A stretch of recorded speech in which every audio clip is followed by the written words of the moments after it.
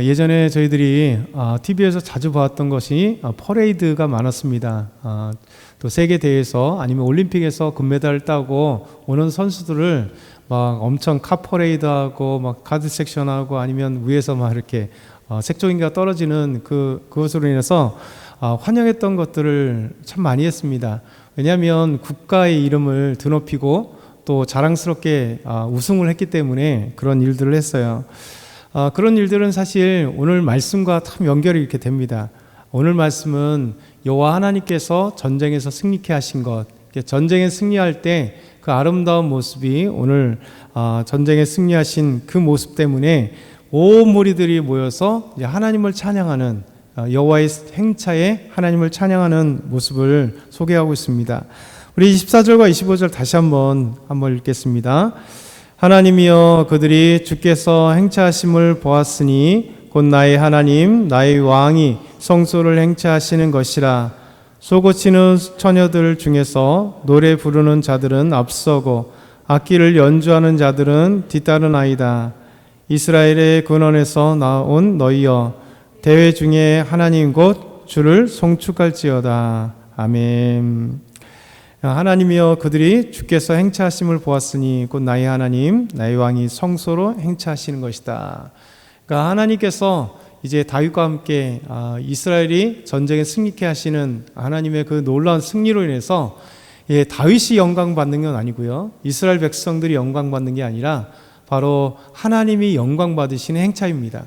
그래서 우리 하나님이 쫙 이렇게 오시면 이스라엘 백성들과 온 사람들이 기뻐 찬양하며 그 행차의 모습과 함께 참여하는 거예요.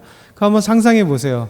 우리 여호와 하나님, 눈에 보이지 않지만 여호와 하나님이 행차하시는 그 모습으로 인해서 이제 모든 백성들이 함께 행차하는데 소고치는 이 처녀들이, 그래서 함께 노래 부르는 자들이 앞서고 그 뒤에 악기를 하는 사람들, 소고뿐만 아니라 온 악기를 쫙 하면서 이제 행차하는 모습들, 마치 우리나라 조선 왕이 수원성에 행차할 때 가끔가다 그런 드라마나 아니면 내용들을 하잖아요. 쫙 보면 소고도 부르고 나팔도 부르고 꽹과리도 뒤에 치고 막 쫙 타악대가 막 웅장하게 하면서 왕이 행차하는 모습들, 이런 모습들을 한번 기억하시면 돼요. 이게 하나님께서 승리하게 하신 그 아름다운 행차의 모습.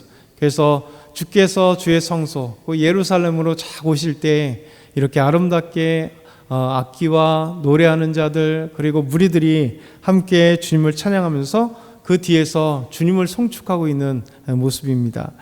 그래서 하나님은 우리에게 이 아름다운 승리의 모습으로 우리는 하나님을 찬양하는 모습으로 나오고 있는 거죠.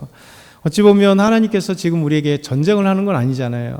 근데 인생의 전쟁이 참 많습니다. 여러 가지 어제 말씀드린 것처럼 우리 인생에 수많은 이 고비고비들이 있고 그리고 사단과 싸워야 될, 악과 싸워야 될 수많은 내적 갈등들이 있잖아요. 내적 갈등들, 또 삶의 문제들, 이 모든 것에서 우리 하나님은 승리케 해주십니다. 그럴 때 한번 고민하면서 묵상 적용을 해보면 참 좋을 것 같아요. 나는 하나님께 어떤 찬송을 드릴까? 소고치며 노래하는 이 사람들처럼, 그리고 여호와의 그 행차하심에 함께 동참하여서 정말 찬양으로 영광 돌릴 때 나는 하나님께서 내 삶의 이 전쟁 가운데 또 승리하게 하실 때 나는 어떤 도구로, 어떤 목소리로 하나님께 감사의 목소리를 낼까? 또 어떤 그 은혜로 하나님께 나아갈까? 그래서 하나님께서 행차하시는 나의 삶의 아름다운 모습은 뭘까? 이런 것으로 한번 고민해 보면 어떨까라는 생각이 듭니다. 이 두 번째, 왕들이 주님께 예물을 드리면서 전쟁을 즐기는 자들을 하나님 책망하신다 말씀하세요. 우리 29절과 30절 말씀 같이 한번 29절과 30절 같이 읽겠습니다. 예루살렘에 있는 주의 전을 위하여 왕들이 주께 예물을 드리니이다. 갈밭의 들짐승과 숫소의 무리와 만민의 송아지를 꾸짖으시고 은조각을 발 아래에 밟으소서.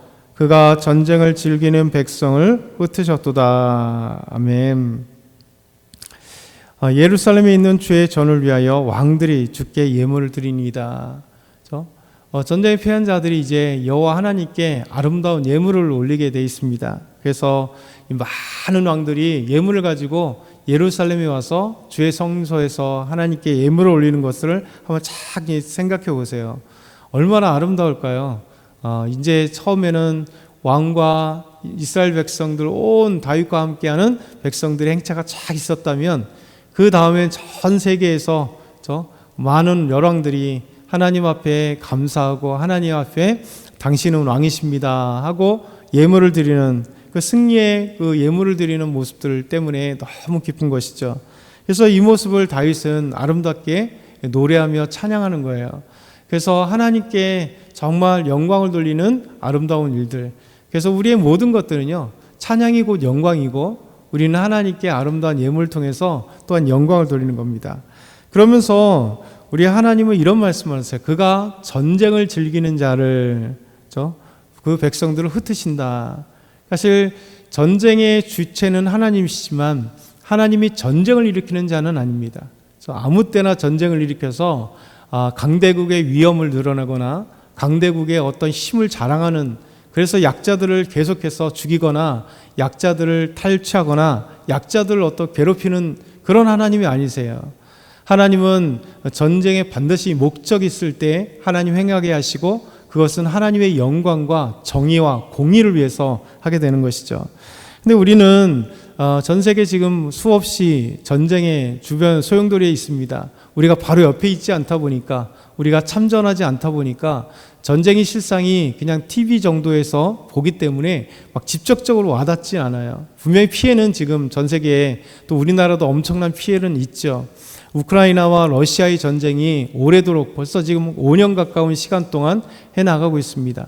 그래서 러시아와 우크라이나의 전쟁을 통해서 지금 우크라이나도 마찬가지고 러시아도 마찬가지로 몇십만 명대의 사람이 이미 죽었는데도 불구하고 참 별로 그렇게 감각이 없어요. 또 이스라엘은 이제 팔레스타인 가자 지구를 쳐서 가자 지구에서 몇만 명의 어린이부터 시작해서 몇만 명의 이 팔레스타인 사람들, 가자 지구의 사람들이 죽었고, 그리고 또 전 세계 또 계속해서 주변국들, 레바논이든 지금께서 계속 폭격을 하면서 많은 사람 죽습니다. 또 이스라엘도 이란에 대해서 폭격을 계속하고 있고요. 더더군다나 미국이라고 하는 나라가 패권을 장악하긴다는 핵무기의 제압이라고 하는 것을 통해서 또 이란의 엄청난 폭격을 통해서 전쟁을 일으키는 거고요. 그러다 보니까 우리는 이게 전쟁에 있어서도 약간 이분법적인 거예요.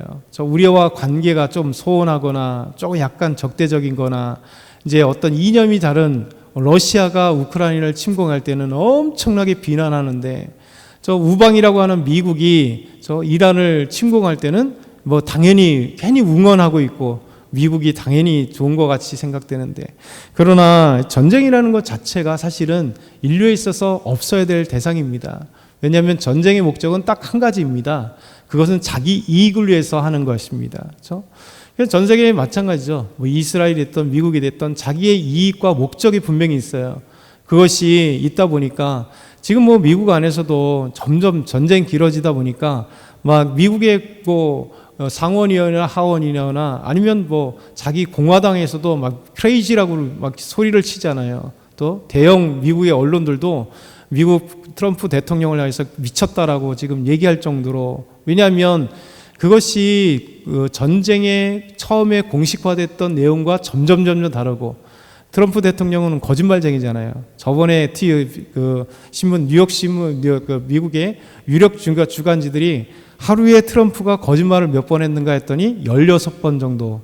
그 정도로 계속 아침부터 저녁까지 트위터를 통해서나 말을 통해서 계속해서 거짓말하는, 아침에 이랬다가 점심에 이랬다가 완전히 사업가 출신이다 보니까 자기 전쟁의 이익만 하면 그런 것들이 많아요.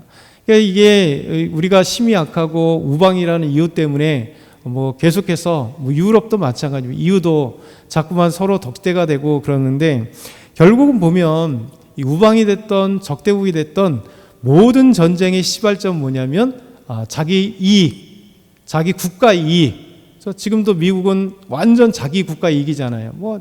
동맹이건 상관없이 EU가 됐던 우리 한국이 됐던 일본이 됐던 아무 상관없이 너희들은 피해를 보던 말던 우리에게만 힘이 되면 되고, 이제 더 이상 핵 억제라고 하더니 점점 에너지 패권을 장악하려고 하는 이게 노골화 시키잖아요. 자기들 석유 사라 그러고 자기네들 액화 천연가스 사라 그러고 뭐 중동이야 쑥대밭이 되든 뭐든 상관없이 미국에 그 석유가 있고 미국에 그 가스가 있다. 우리에서 사라. 이런 얘기를 하면서 결국 점점 이 전쟁의 원인과 결과가 전혀 달라지는. 무엇이냐면 결국 이 허울 좋은 이상들과 허울 좋은 그 내용을 해놓고 결국 뭐든지 간에 전쟁은 자기들의 이 속이 차려지는 것이 전쟁이에요. 근데 그 자기들의 이 속에 차리기 위해서 결국 하는 것은 뭐냐면 수많은 사람들의 영혼의 죽음입니다. 그렇죠? 죽음입니다. 이 전쟁 가운데 제일 조심해야 될 게 뭐냐면 이 기독교 크리스찬이라고 얘기하는 이 국열 분자들이 문제. 미국 안에도 왜 그러냐면 무슬림이기 때문에 그들은 죽어야 돼. 이런 이상한 논리를 갖고 있죠. 반대로 얘기하면 무슬림들인데 그들이 전도의 대상이고 선교의 대상이고 그들은 죽기 전까지 복음이 들어가서 예수 믿을지 어떻게 알아요? 그렇죠? 이런 어떤 그 한쪽에만 치우쳐버리면 미국도 구구들이 지금 많이 정권을 잡다 보니까 한쪽의 것만 얘기하고 있어요. 그럼 다르게 얘기하면 크리스찬이 예수 믿는 사람들이 그렇게 사람을 죽이면 되나요? 크리스찬들이 그렇게 사람들을 괴롭히고 전 세계에 수많은 이 경제적인 이제 어려움을 겪게 만들면서 수많은 사람들이 고통에 빠지게 하는 게 크리스찬이 맞나요? 생각해 보면 아니거든요. 결국 신앙의 무서운 것들은 자기 신앙에 하나님을 덧붙여서 자기가 하고 싶은 대로 막 하는 사람들이 제일 무서운 사람들이에요. 이 사람들이 하나님께서 기뻐하지 않습니다. 결국 하나님은 우리에게 무엇을 얘기하시냐면 정말 하나님의 공의를 생각하고 하나님을 찬양하며 기뻐하는 하나님께서 하나님의 전쟁과 인간의 전쟁은 너무 다르죠. 그래서 우리 하나님은 말씀하시기를 그가 전쟁을 즐기는 백성을 흩으신다. 하나님은 전쟁을 즐겨하는 자를 기뻐하지 않습니다. 전쟁의 모든 것은 인간의 악부터 시작하고 인간의 자기의 욕심에서 시작하는 것이 전쟁이기 때문에 우리 하나님은 이 전쟁을 하나님 속히 중단하기를 원하시는 거죠. 그래서 우리가 하나님 앞에 바른 말씀을 기억했으면 좋겠어요. 그래서 우리의 삶에 온전히 하나님을 중심으로 하나님의 공의와 사랑 가운데 오늘도 믿음 안에서 승리하는 저와 여러분이 다 되길 소망합니다.